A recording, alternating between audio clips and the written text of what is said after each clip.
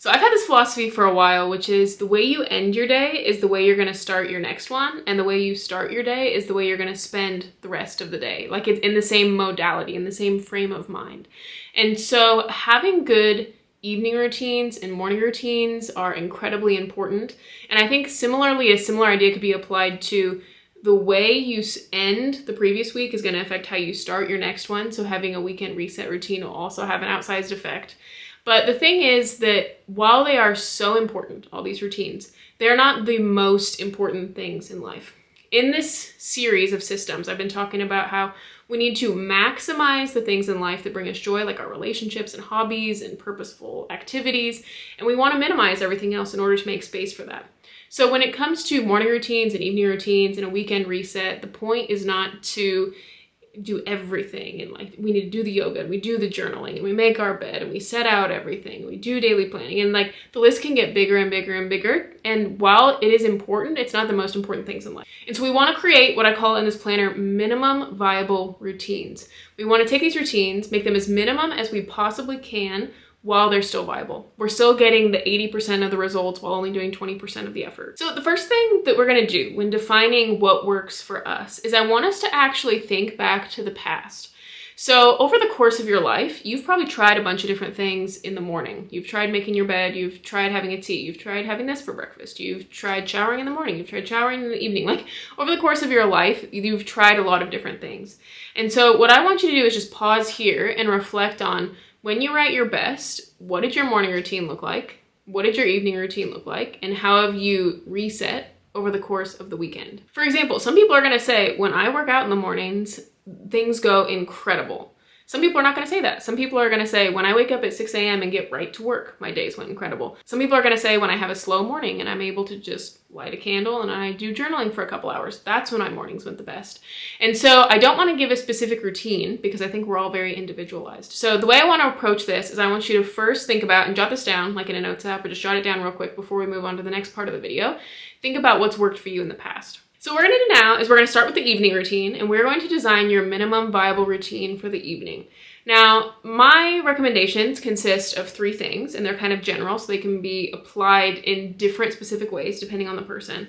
The first thing that I would recommend is a little sweep overviewing the next day just to get ready. Maybe you have a calendar, maybe you've got a partner, you talk to them, in whatever way works for you, just kind of looking, what do we have on the docket tomorrow? And a lot of times when you do this, this helps you organize things a little bit more efficiently. Like, oh, I want to go to the grocery store and I want to go to the post office. When you think about it, like, okay, well, I can just do those both together, and you can start combining things in a more efficient way. The next thing that has had an incredible impact that I recommend everyone do is in the evening, the setup method. Now, this can include different things, but basically whatever will get you set up for tomorrow. So some things that I've done are a 5-minute tidy that helps me feel prepared for tomorrow.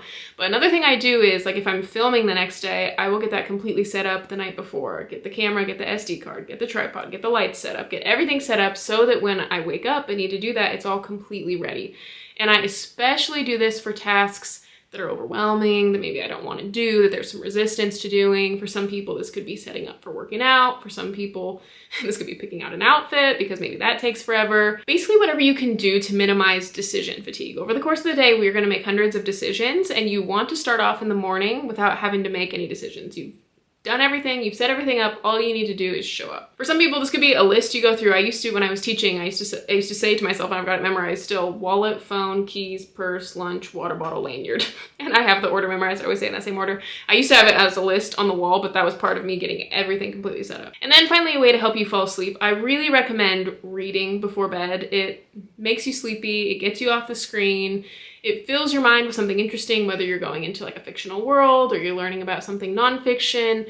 It slows down, like I feel like it gets you in a slower pace, like re-regulates your attention span. There's just so many benefits to reading that I really recommend doing that at night. This is Editing Alexis. I wanted to mention a great quote that I heard this week, and I think it's an Einstein quote, but it's, "The person who won't read has no advantages over the person who can't read." And I thought that was just so great, just for this little section on reading. I'm such a huge advocate for reading. So those are the 3 main things. Doing an overall view of what's going on tomorrow, doing the setup method to get prepared, whether that's tidying or setting things out, and then reading so you can shut down before bed.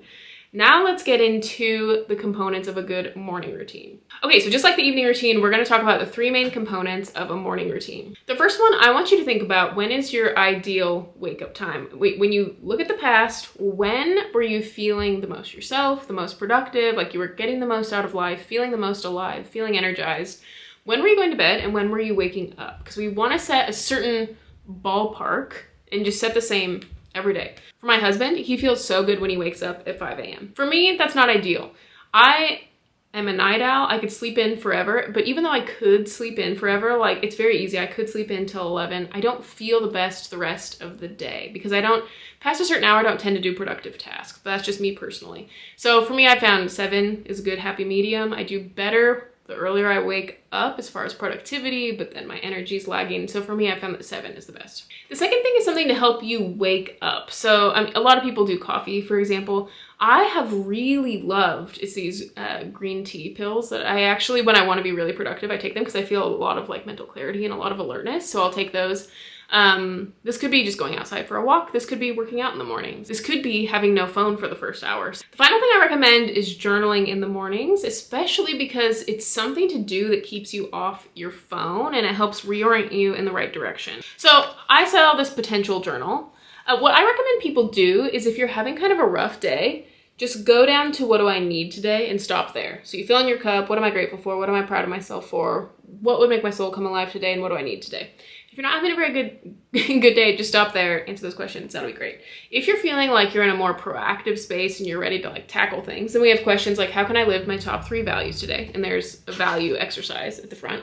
And then rewriting your dream statement, there's an exercise and, rewriting every day what your goals are, what your dream life is. And there's a specific template at the beginning of this. And then there's a checkbox, which I recommend everyone do, even if you're not having a great day, but it's visualizing a perfect day. You close your eyes and sequentially walk yourself through your day, everything that you want to do, how you want to do it, the frame of mind you want to be in, and really feeling it. And when you visualize your day, then you're more likely to actually do that. Okay, finally, then we have a weekend reset, because the way that you end your week is going to inform how you start the next week. If your house is a mess and everything's chaotic going into Monday, then everything just feels chaotic, and then you got to handle things midweek. So what I recommend, there's 3 components again to this weekend reset routine. And it depends on how you want to do it. Some people might want to do this all in 1 hour. Some people might want to do 3 20-minute chunks all spread out. I kind of like to get these all done Sunday evening. Sunday evening's my good reset time. So the first component to this is 20 minutes of tidying. This could be, starting laundry and this just general tidying. Remember, we're creating minimum viable routines. So cleaning is something that when you get to the end of your life and you think back, what do I wish I would have done more of? Cleaning is at the bottom of the list. Like, no one really cares. But it's nice to have an open mental space to feel relaxed. So at some point there are definitely benefits to a certain amount of cleanliness, but we don't want to just be cleaning all the time. And it's just boring. Wiping the counters, taking out the trash. I set a timer for 20 minutes and then I don't do any more than that. The second thing that I personally do as part of a weekend reset is grocery shopping. I have a video about my meal planning system, about how I plan that in the most efficient way possible, so you can check that out. And then finally, the last thing that I will do is weekly planning. So there are instructions in this planner about how to do weekly planning, but basically Garrett and I sit down, my husband's Garrett, we sit down together and we kind of look what's coming up on the upcoming week. We get our schedules in sync. Like if you have kids especially, get the kids' schedule all in sync. And more importantly, go up to, like if we're in August, for example, and I'm planning a week in August, I'll go back up and look at my monthly goals and say, what did I say that I wanted to do? Did I say I wanted to dance more? I wanted to paddleboard by the end of August? Like, what did I say I needed to do to really feel like I lived by the end of August?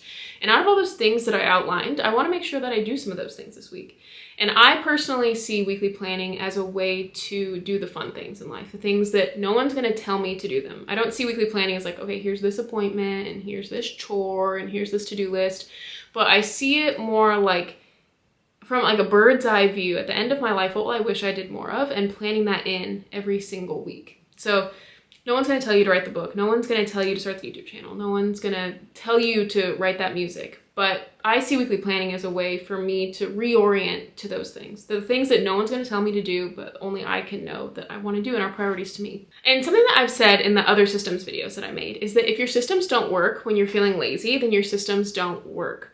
So when you're outlining a morning routine or an evening routine or a weekend reset routine, which there's a space in the planner to actually outline these different things, different boxes. Every quarter you reevaluate these things. But the point's not to let them expand or to sit here and outline, okay, what would the perfect day thing B, da, da, da. It's just write down what's the minimum that I could possibly do. And I'll experiment with it this week, and it's not permanent. And then we'll see how that goes, and we'll reevaluate next week. But sometimes I think when people are outlining systems, they're like, okay, I need to think about this, and I need to make sure every little detail is right. But when you're sitting here from a perspective and you haven't tried it out yet, you don't have enough information to know what works and doesn't work. So don't set out like, okay, this is gonna be my routine forever, and I have to do this perfectly all the time. Just try it for a week, experiment with it for a week and see what works and doesn't work, and then you can reevaluate. And you can see, is this too much work? Like, is this actually a lot more work than I actually am willing to put in? And then make it a little bit more minimum. Try it out for a week, see what works and doesn't work, and if you need to make it more minimum, make it more minimum. So those are my morning, evening, and weekend reset routines. I will have my systems playlist linked here. It's got meal routines, it's got planning routines, task management. I'm about to do email management. So check those out here. I will see you guys in the next one. Bye.